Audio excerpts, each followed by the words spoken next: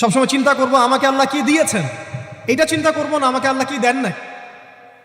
আল্লাহ পাক আমাকে সুস্থ রেখেছেন, নিরাপত্তা দিয়েছেন, আমি খাচ্ছি, পান করছি। এই যে নিয়ামত, আল্লাহ পাকের যে অগণিত নিয়ামত, এটাকে স্মরণ করা এবং সে অনুযায়ী শুকরিয়া আদায় করা। আল্লাহ পাক সবাইকে শুকরিয়া আদায় করার তৌফিক দান করেন।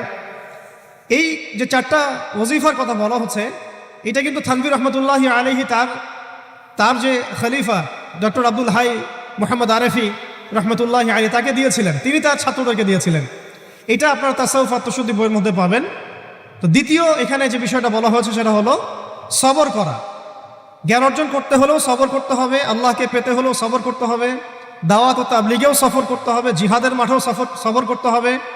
আমাদের ব্যক্তি জীবনে সবর থাকে, পারিবারিক জীবনে সবর, ব্যবসায় সবর, চাকরিতে সবর। যেটাই আমার মর্জির খেলাফ হচ্ছে তখনই সবর করতে হয়। আর এটা একটু কঠিন, এই কারণে আল্লাহ রাব্বুল